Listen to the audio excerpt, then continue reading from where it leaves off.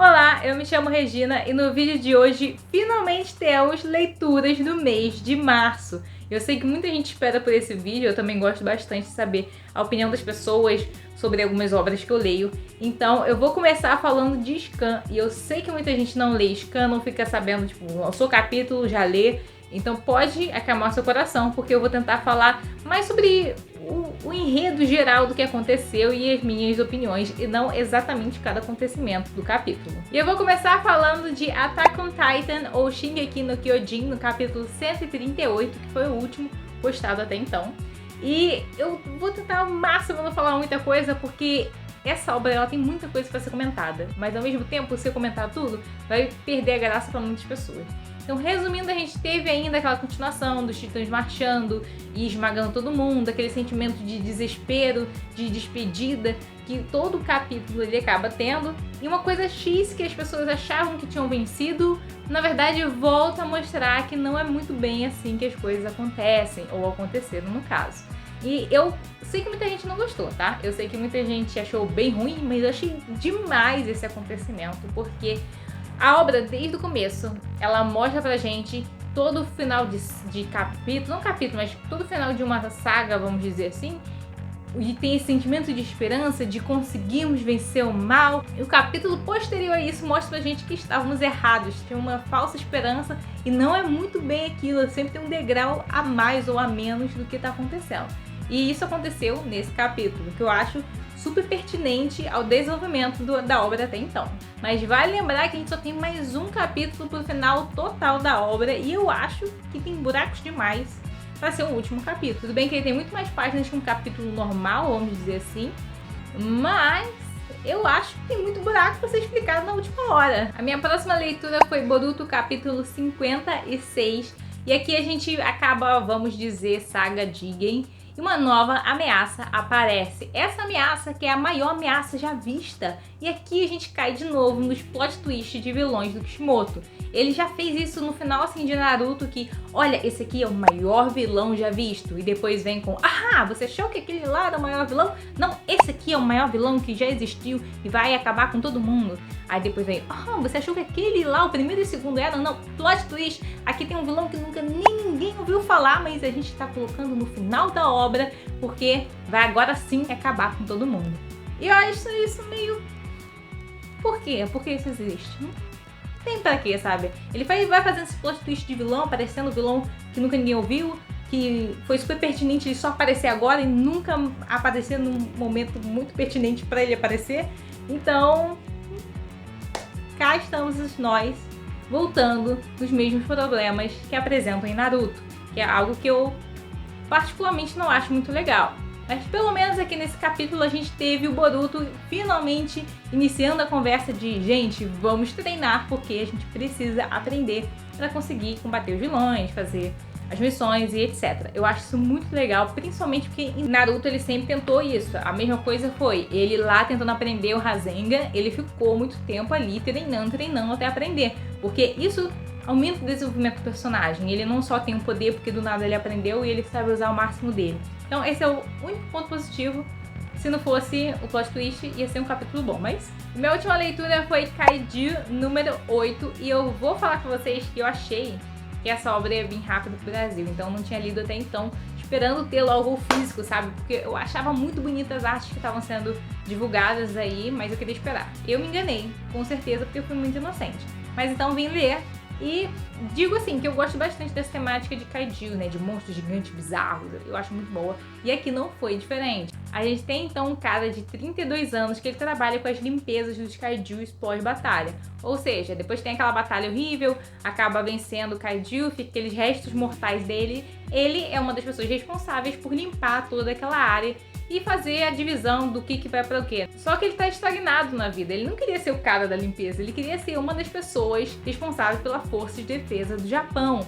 Só que ele acaba não passando na prova e isso deixa ele com esse sentimento de que ele tá gastando a vida dele fazendo alguma coisa que não é tão pertinente. Vale lembrar que eu acho que eu não falei, eu li do capítulo 1 ao capítulo 15 e eu gostei demais disso daqui, gente. Eu vou até perguntar para vocês querem que eu faça um vídeo especial só sobre isso, pra gente falar um pouquinho da sinopse do que é e fazer você se interessar também por essa obra. Porque eu acho que uma vez que vem ao Brasil, o negócio assim vai vender como água, porque é bem interessante mesmo e é uma coisa assim, não é só, vamos dizer assim, um shonen normal. A gente não tem um personagem novinho, nos seus 15, 14 anos. E o cara tem 32 anos, ele já tá com a vida já meio caminho andado, mas ele acha que mesmo assim ele não tá ali ainda, sabe? Tem toda essa entranhaça de coisas que acontecem que eu achei bem legal.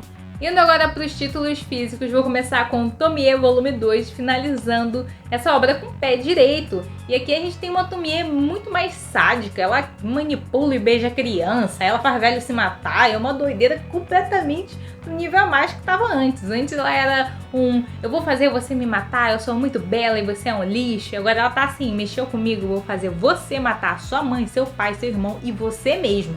Negócio assim, uma ladeira muito mais abaixo do que a gente tinha antes. E eu adorei isso aqui, pra mim. Eu até penso que talvez esse volume seja melhor até que o primeiro. Minha próxima leitura foi Jagan Volume 9. E aqui a gente termina o arco do Deadly Lands, né? Que é aquele parque que a gente já tá alguns voluminhos ali dentro e sabendo do que acontece.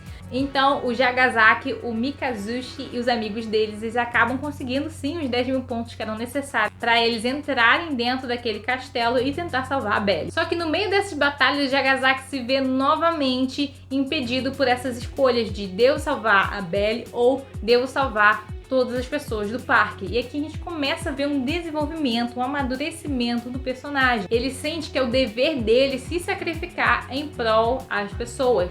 Não é só em prol a Belle ou nem só em prol ao parque, é a todo mundo. E ele já começa a sentir que não existe um certo ou errado nessa situação. Também é revelado que esses semi-sucumbidos, eles conseguem trazer algumas pessoas de volta à vida, mas eu particularmente acredito que eles conseguem fazer um clone de uma pessoa pelas memórias de alguém e não realmente trazê-las de volta à vida. Mas isso a gente vai descobrir nos futuros, que talvez sejam próximos ou não. E depois do Jagasaki se ferrar todo, ficar só o pó do Borogodó, ele acaba virando para a sociedade o vilão, o responsável por tudo que está acontecendo. Então aqui a gente parece muito bem tipo um final de temporada, sabe? E tem muito esse sentimento que a gente realmente fechou um arco completo aqui e a partir daqui vamos ter desenvolvimentos bem interessantes tanto do personagem principal como das outras pessoas. Também li A Heróica Lenda de Arslan, volume 5, e aqui o grupo ele acabou realmente se separando e o Narsus acaba dando de cara com Máscara de Prata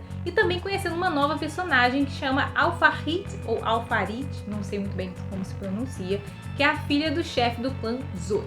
Nesse volume a gente fica sabendo um pouco mais daquelas pessoas que conseguem se mover pelas sombras e que aparentemente o ponto fraco deles é o fogo, mas uma coisa muito interessante que a gente tem presente aqui é que o Máscara de Prata, né, ele não é um vilão totalmente do mal, vingativo, sabe? Ele não gosta só de fazer o mal, até porque tem um momento em que ele acaba impedindo um dos guardas de estuprar uma criança. Ele principalmente fica muito sentido ao saber que ela, na verdade, é cega. Então a gente tá vendo aqui um personagem que ele é humano, ele tem a sua parte de vingança, ele quer se vingar por tudo que aconteceu, mas ele não é uma pessoa preto no branco. Ele tem essas nuances de cinza, ele é um personagem um pouco mais elaborado, e eu acho isso muito interessante.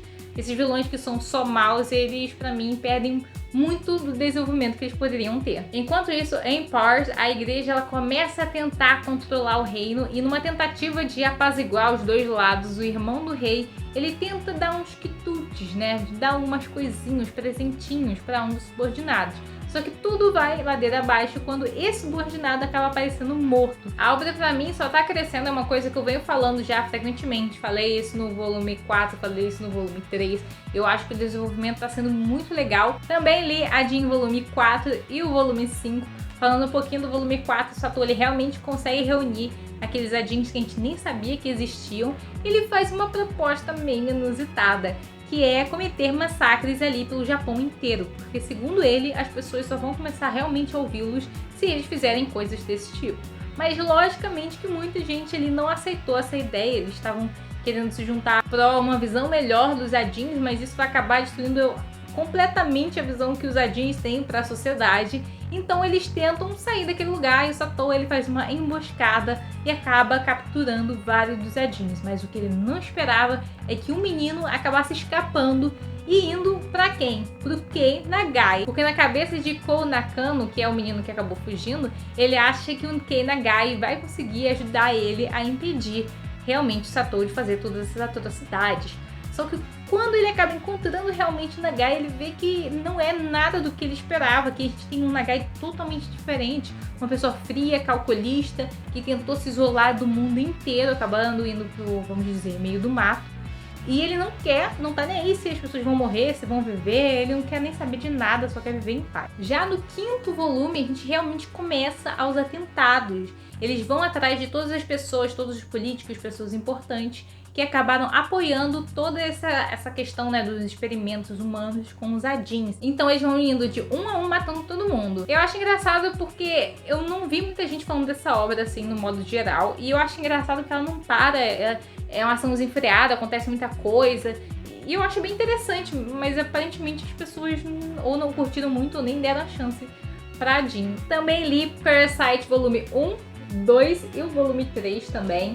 E aqui eu vou confessar que eu já vi o anime, né, muito tempo atrás. E então eu tô meio que voltando a esse mundo, já sabendo algumas coisas que acontecem. Aqui fala como a sociedade ela é falha, como nós humanos a gente tem essa ideia de superioridade, a gente mata assim a necessidade de sobrevivência e a gente acha que é superior a tudo porque somos humanos. Então a filosofia da obra ela é um toque muito interessante que contrasta bastante com a ação e todo o resto que está acontecendo. Eu acho muito legal porque é uma forma muito fluida de você começar a fazer com que as pessoas, leitores, debatam também sobre esses ideais. Também li Planets volume 2 e o volume 3. E, gente, vocês sabem aquelas obras que você lê o volume, sei lá, ou acaba lendo um livro, e você sente que no final você tem que parar um pouquinho para refletir, não só ir fazer outra coisa depois de terminar?